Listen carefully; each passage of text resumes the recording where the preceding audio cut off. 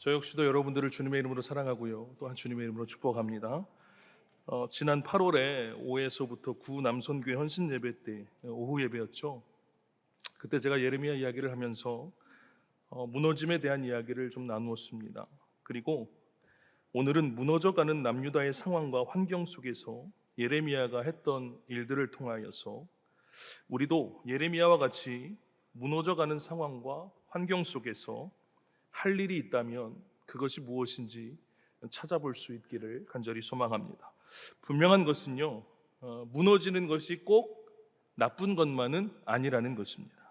왜냐하면 그것이 곧 하나님의 뜻이기 때문이며 새롭게 변화된 모습으로 나아오기 위한 과정의 의미로 우리가 생각을 한다면 오히려 뭡니까?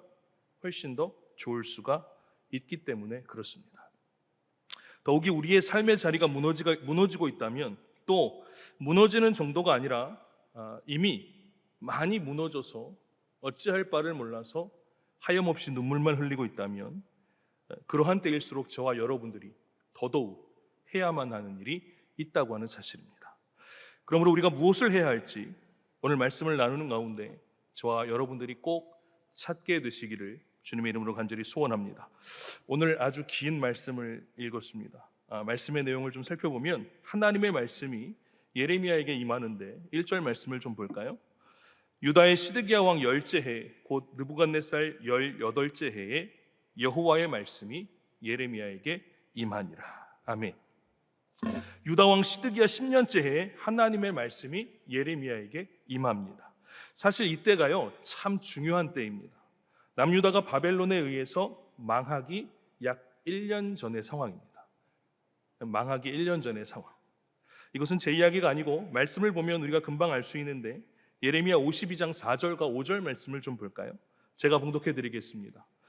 시드기야 제9년 10째 달 10째 날에 바벨론 왕 느부갓네살이 그의 모든 군대를 거느리고 예루살렘을 치러 올라와서 그 성에 대하여 진을 치고 주위에 토성을 쌓음에 그 성이 시드기야 왕 제11년까지 포위되었더라. 아멘. 말씀을 보면 시드기야가 왕이 되고 9년째 되던 해에 바벨론의 느부갓네살 왕이 군대를 이끌고 예루살렘을 치러 왔습니다. 그런데 예루살렘이 성벽으로 둘러싸여 있으니까 그냥은 못 치죠. 너무 단단하니까. 그리고 또 위에 있잖아요, 그렇죠? 섣불리 전쟁을 했다가 집니다. 그래서 어떻게 하냐면 일단은 진을 치죠. 그리고 예루살렘 성벽 주변에 어떻게 합니까? 토성을 쌓는 겁니다. 흙을 쌓는 것이죠. 예루살렘 성벽만큼 흙으로 성을 쌓아야 전쟁에서 불리하지 않으니까 토성을 쌓아서 유다 백성들과 대등한 위치에서 전쟁을 하기 위함이었습니다. 자, 그러면 진을 쳐서 유다 백성들의 출입을 막아버리고 대등한 위치에서 전쟁을 하려고 토성을 쌓은 것이 언제까지 이어진 것입니까? 시드기야 왕이 된 지 11년째가 되는 해까지 이어졌던 것입니다. 따라서 시드기야 왕 11년째에 곧 바벨론 군대가 예루살렘을 완전히 포위했다면 그때가 곧 뭡니까? 남유다가 망하는 때였을 것입니다. 말씀을 한 군데 더 보면 예레미야 1장 3절 말씀인데 역시 제가 봉독하겠습니다. 요시야의 아들 유다의 왕 여호야김 시대부터 요시야의 아들 유다의 왕 시드기야의 11년 말까지 곧 5월에 예루살렘이 사로잡혀 가기까지 임하니라. 아멘. 예루살렘이 사로잡혀 간다는 것, 이것은 망하는 것이기에 시드기야 11년 말에 유다가 어떻게 되었다는 거예요? 망했다라는 것입니다. 자, 그러면 다시 오늘 본문의 말씀으로 돌아오면 지금은 시드기야가 왕이 된 지 10년째 해니까 언제 망했습니까? 시드기야 왕이 된 지 11년째 말에 망했다니까요. 그러면 망하기 1년 전의 상황이 되는 것입니다. 다시 말하면 지금 유다는 망하기 1년 전의 상황이며 온 사방은 바벨론의 군대로 둘러싸여 있는 그러한 상황입니다. 이해가 되셨죠?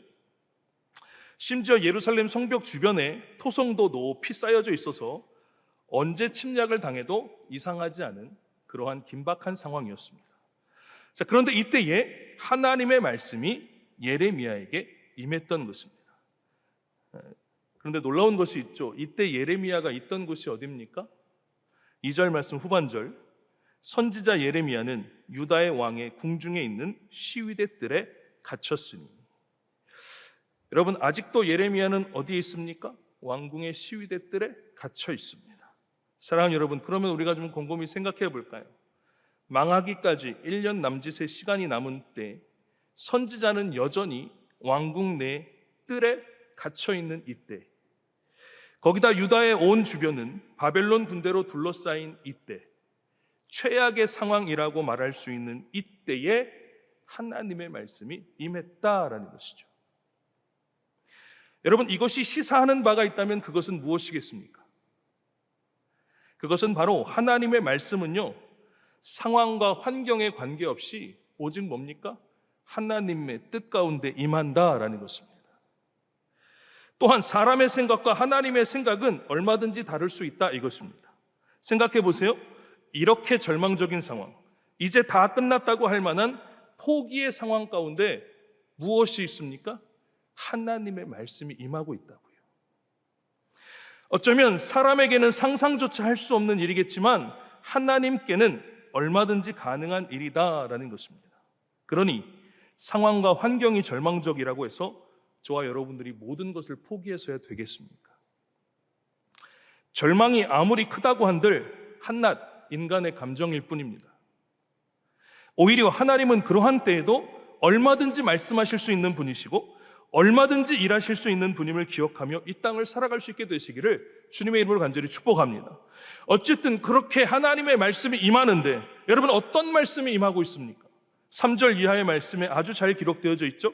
한마디로 이야기하면 이렇습니다. 유다는 바벨론에 망한다. 시드기야도 바벨론에게 끌려가고 바벨론에서 오랫동안 있게 될 것이다. 사랑하는 여러분, 지난번 예레미야 이야기를 통해 예레미야가 앞서 선포한 것이 무엇이었습니까? 성전 무용론이었습니다. 가증스럽고 죄악으로 가득 찬 사람들이 하나님을 예배한답시고 성전에 가득한데 하나님께서 그것을 받으시겠느냐? 절대로 받지 않는다라고 하는 그런 선포였습니다. 성전이 무용지물이라는 거예요. 그로 말미암아 예레미야는 거짓 선지자들로부터 어떻게 해요? 죽임당할 뻔했습니다. 왜 그렇습니까? 거짓 선지자들은 계속해서 예배해야 된다고 했어요. 계속해서 헌금도 많이 해야 된다고. 그러니까 예레미야가 뭡니까? 눈에 가신 거예요. 그래서 죽이려고 했습니다. 죽임당할 뻔했습니다. 그런데 이번에는 또 뭐라고 해요? 이 예레미야가? 유다가 바벨론에 망한다. 왕도 바벨론에 끌려갈 것이며 오랫동안 바벨론에 있게 될 것이다. 뭡니까? 이제는 아예 대놓고 나라가 망한대요. 왕도 끌려가고. 생각해보면 이 당시 유다인들이 예레미야의 이야기를 얼마나 듣기 싫어했을까요? 성전 필요 없다고 그러지, 나라 망한다고 그러지, 왕도 끌려간다 그러지, 그 기간이 길 거라고 그러지 등등. 사람들이 싫어할 말들만 어쩌면 이렇게 골라서 하고 있는지.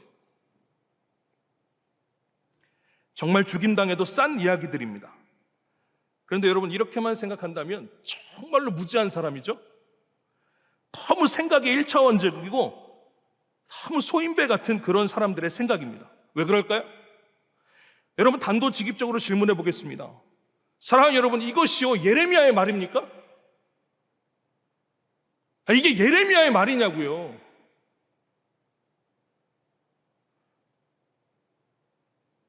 눈이 짧고 생각이 짧으면 그렇게밖에 생각 못할 것입니다.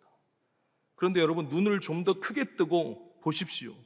또 머리를 좀 더 지혜롭게 잘 사용해서 보십시오. 이것은 예레미야의 말이 아니라 뭡니까? 하나님의 말씀이었습니다. 하나님의 말씀이 예레미야에게 임한 것이었습니다. 그런데 유다인들은 어째서 그랬을까요? 사랑하는 여러분, 내가 원하고 바라는 것이 말씀으로 선포되어지면 아멘, 아멘, 아멘이고, 내가 바라고 원하지 않는 말씀이 말씀으로 선포되어지면 노멘! 노멘이십니까? 솔직히 노멘이라도 하면 다행입니다. 왜냐하면 이게 말씀이 싫잖아요? 말씀이 선포되는 자리에 아예 오지도 않는 것이 저와 여러분들의 모습 아닙니까? 오지도 않잖아요. 와서 노맨이라도 하는 게 그나마 다행이죠. 그래도 듣기는 들었으니까.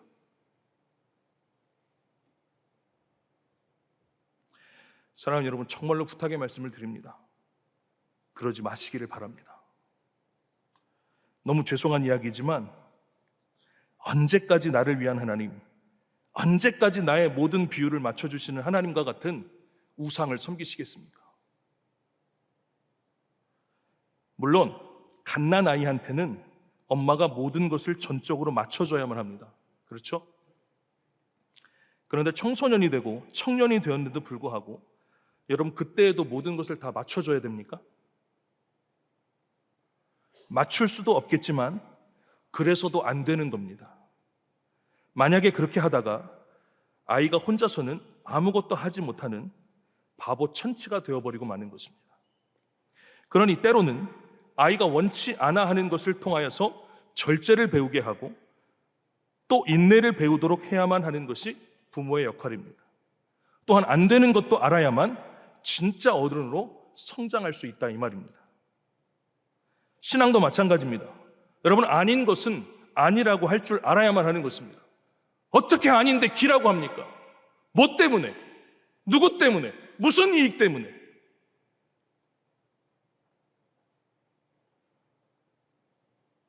물론 아닌 것을 아니라고 할 때에 아프죠. 아프기도 할 것이고 또 불쾌하기도 할 거예요. 쉽게 말하면 기분 나쁘다, 이 말입니다. 기분 나쁘죠. 그런데 그때 생기는 아픔과 그 불쾌함, 그 기분 나쁨을 잘 승화시킨 신앙인들만이 진짜 그리스도인이 될 수 있음을 기억하시기를 바랍니다. 어쨌든 하나님의 말씀을 날 것 그대로 또다시 선포했던 예레미야였지만 이번에는 시드기야 왕에 의해서 어떻게 됩니까? 감옥에 갇히게 됩니다. 그런데 놀라운 것이 있습니다. 참 감사한 것은 하나님의 말씀은 망하고 끌려가는 것, 포로기가 짧지 않다는 것에서 끝이 아니었습니다. 7절 말씀을 볼까요? 보라, 내 숙부 살롬의 아들 하나멜이 내게 와서 말하기를 너는 아나돗에 있는 내 밭을 사라, 이 기업을 물을 권리가 내게 있느니라 하리라 하시더니. 아멘. 무슨 말입니까? 하나님께서 예레미야에게 대뜸 뭐예요? 아나돗에 있는 땅을 사라고 말씀하십니다. 아나돗은 예루살렘의 북동쪽으로 약 4km 지점에 위치한 예루살렘과 아주 가까운 지역이었습니다. 원래는 베냐민 지파 소유의 땅이었는데 후에는 제사장들을 위한 처소로 사용되어졌던 지역이었습니다. 특별히 이곳은 예레미야 선지자의 고향이기도 했습니다. 따라서 쉬운 말로 이야기하면 하나님께서 예레미야에게 뭐예요? 고향 땅 사라는 것입니다. 물론 이유는 있어요.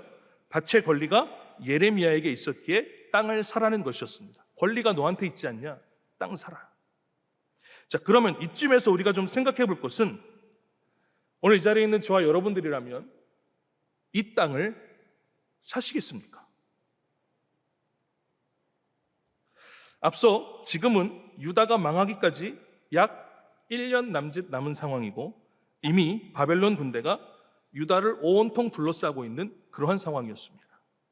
유다가 언제 망할지는 몰라도 이제 곧 우리가 망하겠구나, 이제 곧 우리가 잘못될 수도 있겠구나, 누구라도 예상이 가능한 그런 상황이었습니다. 자, 그때에 고향이 아무리 좋아도 여러분 고향 땅 살 수 있으시겠습니까? 아무리 나에게 땅을 살 권리가 있다고 한들 곧 망할 나라의 땅을 무슨 이유로 살 수 있을까요? 솔직히 이야기하면 못 살 것 같습니다. 그렇죠? 저만 못 살 것 같은가 본데 여러분들은 사시겠습니까?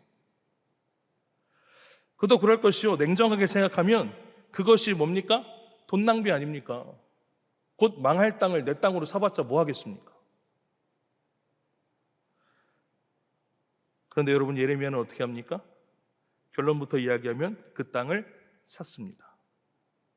정확하게 이야기하면 값을 지불하고 증인을 세웠고 매매 증서를 받았으며 잘 보관해 두기까지 했습니다.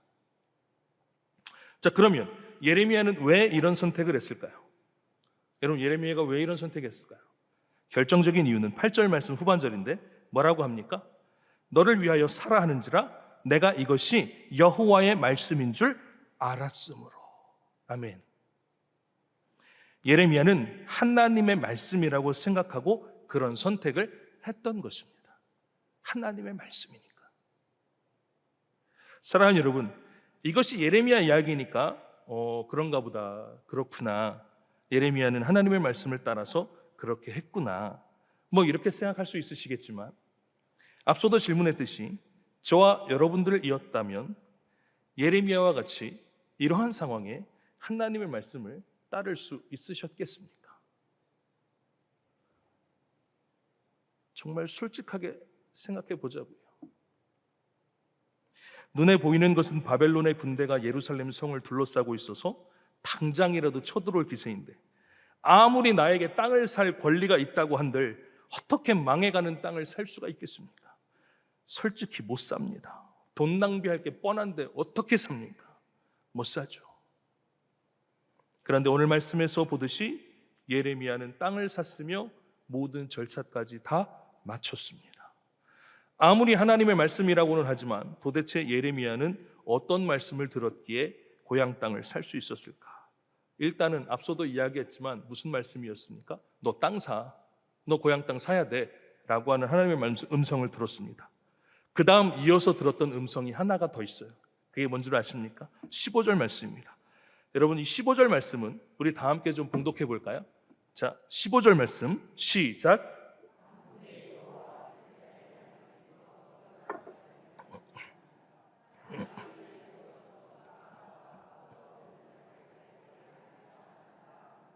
아멘. 이 땅에서 집과 밭과 포도원을 다시 사게 되리라 하셨다 아니라. 아멘. 후반부 말씀만 다시 보면 사람이 이 땅에서 집과 밭과 포도원을 다시 사게 되리라 하셨다. 이 말인지 무슨 말입니까? 유다가 바벨론에 망해서 백성들이 포로로 끌려가기도 하겠지만 언젠가는 다시 회복될 날이 올 것이다 라고 하는 약속의 말씀을 들었던 것입니다. 그렇습니다. 예레미야는 땅을 사라고 하는 말씀만 들었던 것이 아니라 회복될 것이라고 하는 약속의 말씀도 함께 들었던 것입니다. 그래서 예레미야는 땅을 살 수가 있었습니다. 사랑하는 여러분, 그러면 이제 좀 이해가 되시죠? 예레미야가 어떻게 해서 망해가는 나라의 땅을 살 수 있었는지 충분히 이해가 됩니다. 그러면 이 정도 됐으면 저와 여러분들은 땅을 살 수 있으시겠습니까? 예, 뭐 이 정도 되면 살만하죠. 아마 많은 분들이 땅을 뭐 이 정도는 뭐 살 수 있겠다 하는 긍정적인 표정을 짓고 계시는데 아까하고는 조금 좀 다릅니다. 표정들이. 오늘 헌신 예배를 드리는 6, 7, 8, 9, 10 여선교 회원분들께만 좀 질문해 볼까요?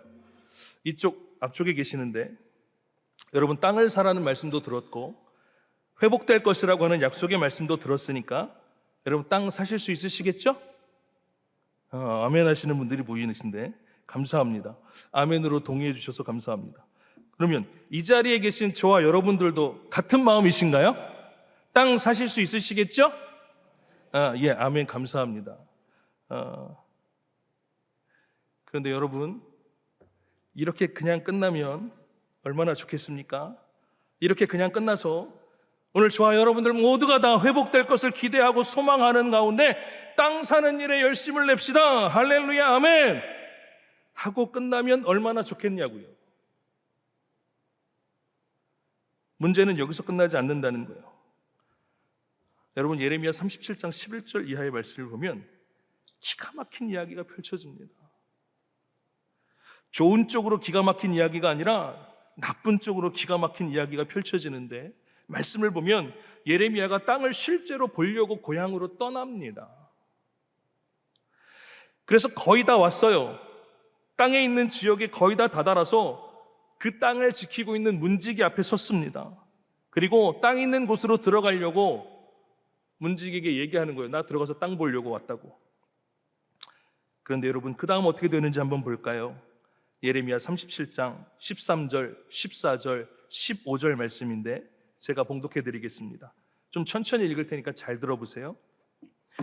베냐민 문에 이른즉 하나냐의 손자요 셀레마의 아들인 이리야라 이름하는 문지기의 우두머리가 선지자 예레미야를 붙잡아 이르되 네가 갈대인에게 항복하려 하는도다. 예레미야가 이르되 거짓이다. 나는 갈대아인에게 항복하려 하지 아니하노라. 이리야가 듣지 아니하고 예레미야를 잡아 고관들에게로 끌어가매 고관들이 노여워하여 예레미야를 때려서 서기관 요나단의 집에 가두었으니 이는 그들이 이 집을 옥으로 삼았음이더라. 아멘. 사랑하는 여러분, 예레미야가 어떻게 되었습니까? 간단히 말하면 문지기가 예레미야를 붙잡고 통과시켜주지 않았습니다. 그리고 어떻게 합니까? 고관들에게 끌고 갔고요. 고관들은 예레미야를 두들겨 패가지고 집에 가뒀습니다. 말이 집이지 거기가 그냥 감옥이었습니다. 와, 정말 어떻게 이럴 수가?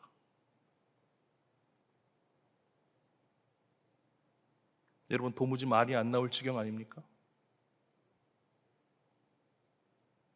아니, 하나님의 말씀대로 땅을 사라고 해서 땅을 사기로 마음 먹고 땅을 사는 행정적인 조치도 다 마쳤습니다. 그리고 실제 땅을 보기 위해 왔으니까 이제 뭐만 하면 되는 거예요? 땅만 보면 되는 겁니다.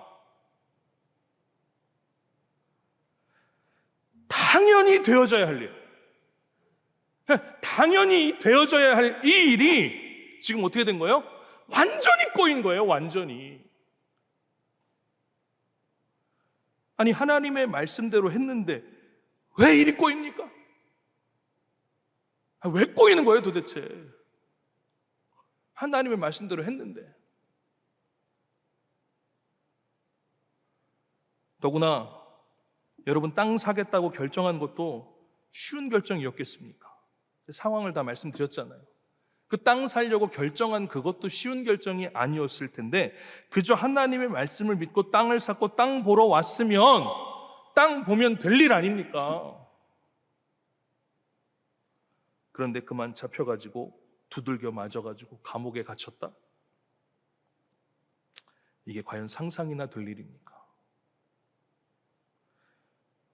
충청도 말로 이야기하면 이건 경우가 아니요. 경우가 아니죠. 그리고 우리가 아는 상식으로는, 아니 우리가 아는 믿음으로는 하나님의 말씀을 따라가면 형통해야죠. 만사 형통해야죠. 그런데 여러분, 이게 형통입니까? 아니, 두들겨 맞고 감옥에 갇히는 게 이게 형통이냐고요. 이런 경우가 도대체 어디 있습니까? 그러면 생각해 보자고요. 생각해 봅시다. 저와 여러분들이 알고 있던 상식과 믿음이 잘못되었습니까? 아니면 말씀이 잘못되었습니까? 저와 여러분들이 이제까지 알고 있던 상식이 잘못된 거예요? 아니면 지금 이 말씀이 잘못된 겁니까?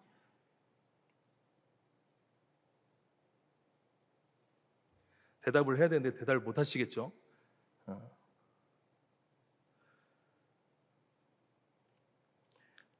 안타깝지만 저와 여러분들이 알고 있던 상식과 믿음이 잘못되었습니다. 자, 그럼 어떻게 해야 됩니까? 어떻게 할까요? 뭘 어떻게 합니까? 버려야죠.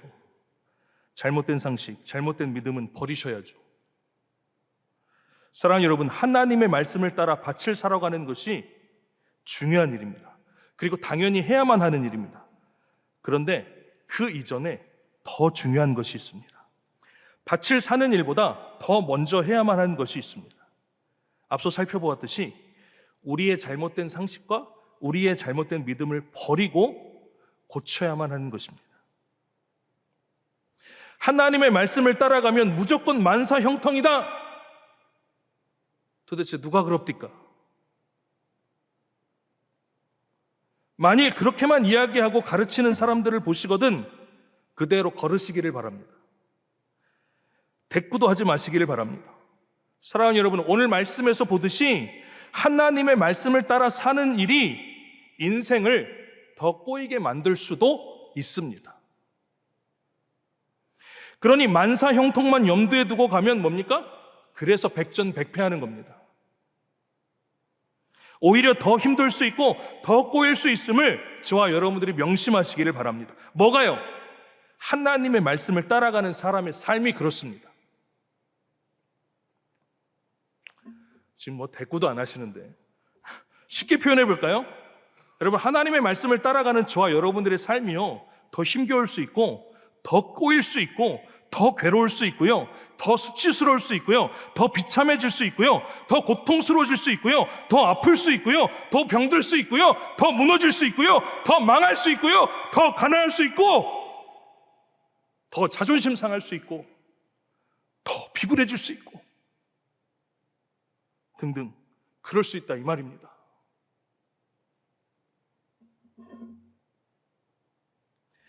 그러면 앞서 땅을 사시겠다고 아멘하신 우리 여손교 회원분들, 그리고 이 자리에 함께 예배하는 저와 여러분들에게 다시 한번 좀 질문해 볼까요? 이래도 땅을 사시겠습니까? 이래도 하나님의 말씀을 따라 땅을 사시겠습니까?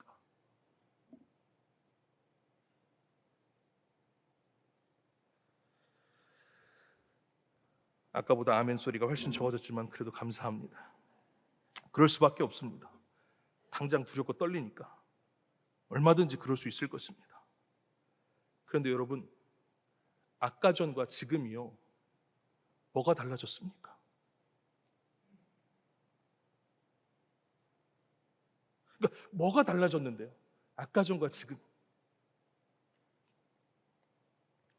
그냥 하나님의 말씀을 따라 사는 사람의 삶의 모습이 더 힘들 수 있고 더 고통스러울 수 있다, 뭐 더 어려울 수 있다 등등 그 이야기들 몇 가지만 추가한 거예요. 그렇죠? 아까랑 지금이랑 달라진 게 그거밖에 없어요. 힘들 수 있다, 어려울 수 있다, 괴로울 수 있다, 이거 몇 가지 추가된 거예요. 솔직히 몇 가지가 아니라 몇 수십 가지, 몇 수백 가지가 추가된다고 한들 변하지 않는 것이 있잖아요. 뭐가 변하지 않았습니까? 여러분, 뭐가 변하지 않았어요? 하나님의 말씀이 변하지 않았습니다.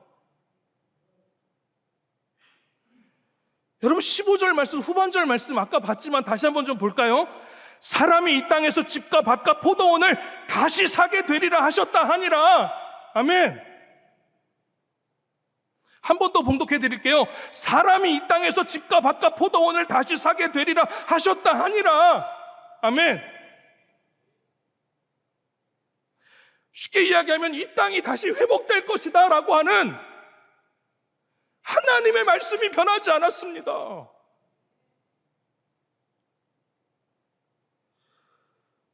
그런데 부정적인 이야기 몇 가지, 부정적인 이야기 몇 수십 가지, 부정적인 이야기 수백 가지, 수천 가지가 추가된다 한들 뭐가 변합니까? 하나님의 말씀이 변하지 않았는데 그 몇 가지, 몇 수십 가지, 수백 가지 추가된 그 부정적인 상황들이 하나님의 말씀보다 더 중요하십니까? 더 크게 다가오십니까? 저와 여러분들의 착각이라는 것입니다. 회복이라고 하는 하나님의 말씀이 0.0000001%도 변함이 없다니까요.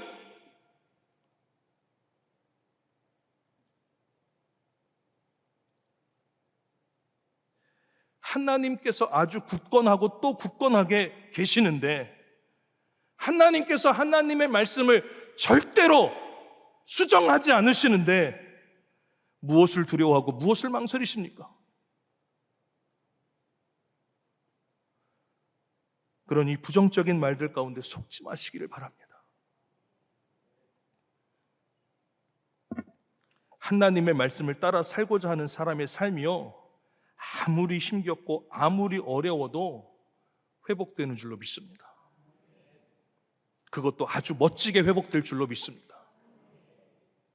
결과적인 이야기지만 유다 백성들이 다 바벨론으로 끌려가고요, 시드기야 왕도 눈이 빠집니다. 왕이 눈이 빠져요. 눈이 빠져서 바벨론으로 끌려가서 감옥에서 생활했지만 예레미야는 어떻게 된 줄 아십니까? 끌려가다가 중간에 풀려난다고요. 끌려가다가 풀려납니다.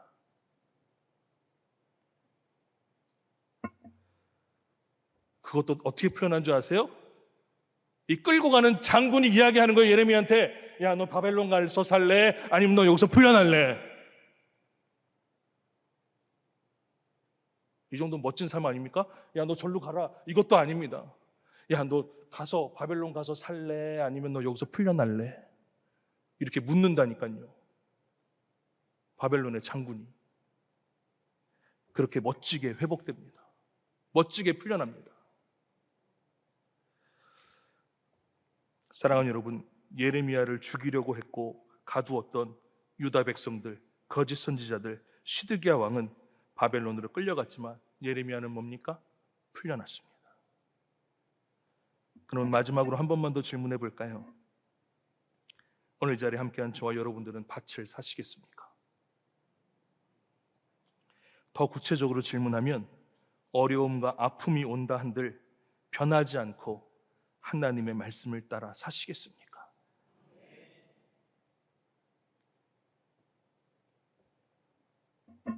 아니 어쩌면 이미 어려우시죠? 이미 아픔이 충만하시죠? 그런 가운데도 변함없이 하나님의 말씀을 따라 사시겠습니까? 밭을 사겠다는 것이 곧 하나님의 말씀을 따라 살겠다는 말과 같은 말이기에 오늘 이 자리에 함께한 저와 여러분들은 물론이고 특별히 오늘 헌신을 다짐하며 예배하는 우리 6, 7, 8, 9, 10 여선교 회원 여러분들 모두는 아무리 힘들고 어려운 일이 생긴다 할지라도 일평생 밭을 사는 일에 그리고 일평생 하나님의 말씀을 따르는 일에 조금의 흔들림도 없이 정진 또 정진하게 되시기를 주님의 이름으로 간절히 축원합니다. 함께 기도하겠습니다. 하나님 참 감사합니다. 오늘도 주님의 말씀을 통하여서 우리에게 말씀하여 주시니 참 감사합니다. 오늘도 예레미야 이야기를 통하여서 무너지고 부서지는 가운데 우리가 해야 할 일이 무엇인지를 살펴보았습니다. 그것은 바로 예레미야와 같이 밭을 사는 일이었습니다. 구체적으로는 어떠한 어려움과 아픔이 오더라도 하나님의 말씀을 따라 사는 것이었습니다. 심지어 말씀을 따라 가는데도 불구하고 힘들고 어려움이 올 수 있음을 알고 흔들리지 않는 것입니다. 바라기는 오늘 헌신을 다짐하는 6, 7, 8, 9, 10 여선교 회원들과 성도님들 모두가 다 예레미야와 같이 이 땅을 살아갈 수 있도록 인도하여 주옵소서. 그래서 결과적으로는 구원의 기적을 경험하는 하나님의 백성들이 다 되게 하여 주옵소서. 분명한 것은 회복하시겠다고 하신 하나님의 말씀에는 변화가 없다는 것입니다. 그러므로 그 사실을 굳게 믿음으로 말미암아 일평생 말씀을 따라 사는 우리 모두가 되게 하여 주옵소서. 특별히 이제 세상을 향해 걸음을 내딛는 사랑하는 성도들 한 사람 한 사람의 발걸음이 힘있게 하시고 늘 주님과 함께 동행하는 삶이 되게 하여 주옵소서. 삶 속에서 하나님을 예배하다가 또다시 예배당에서 기쁨으로 만나서 하나님을 예배하게 하옵소서. 감사드리며 이 모든 말씀을 우리 주 예수 그리스도의 이름으로 기도하옵나이다. 아멘.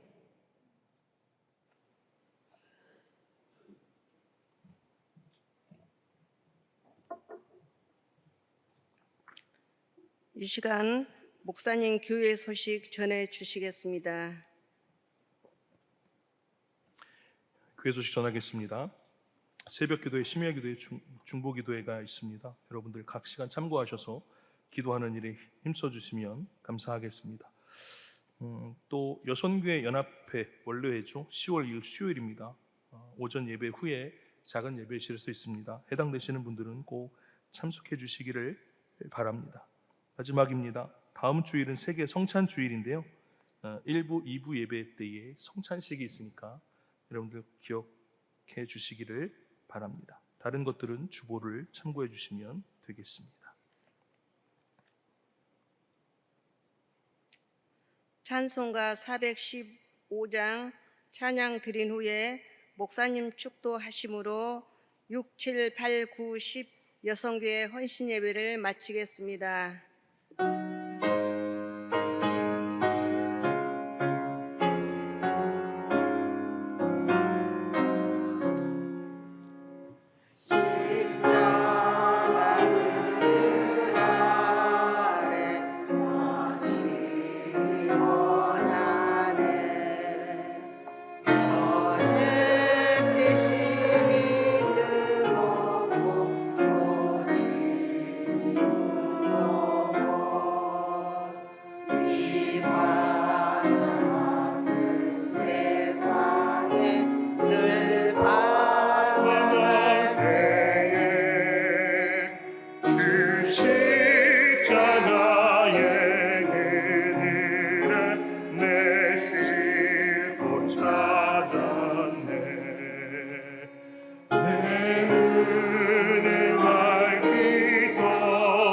주옵소서. 저 십자가 볼 때 날 위해 고난 당하신 주 예수인가.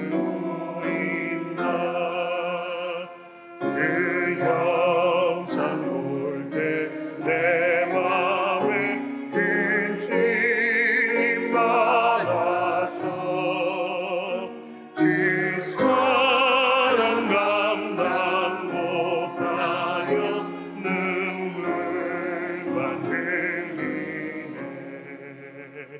십자가 그늘에서 나 귀히 살겠네. 나 사모하는 완전히 주 얼굴 보리라. 이 세상 나를 버려도 나 두려움 없네. 내 한량 없는 영광은 십자가뿐이라.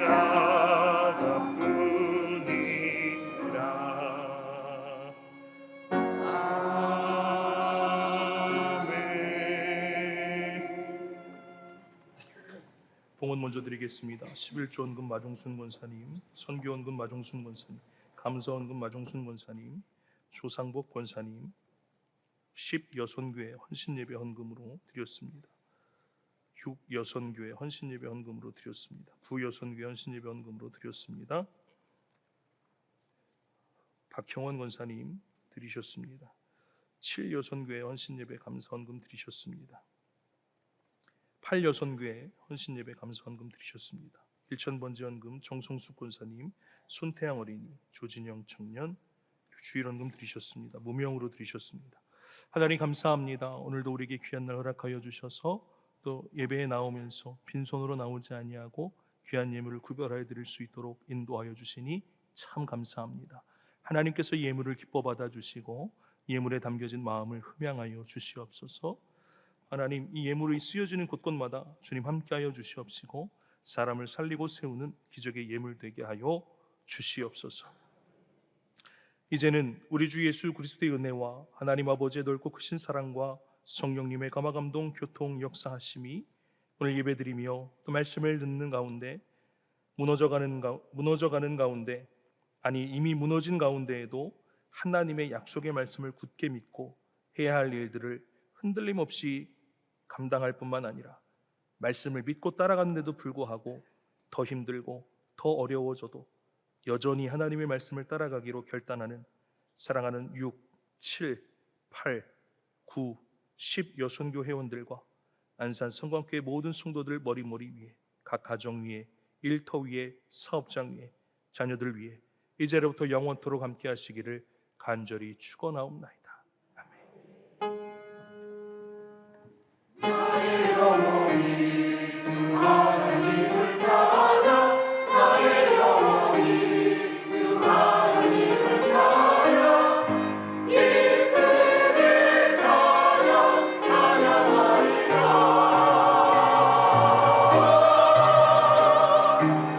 성부와 성자 성령님께 영원토록 찬양.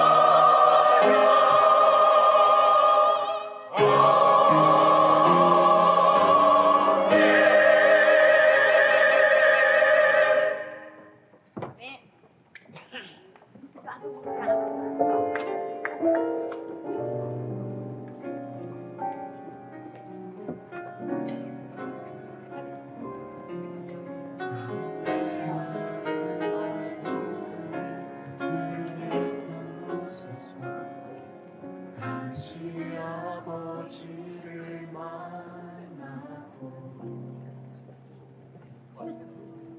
주님 내 마음에 연약한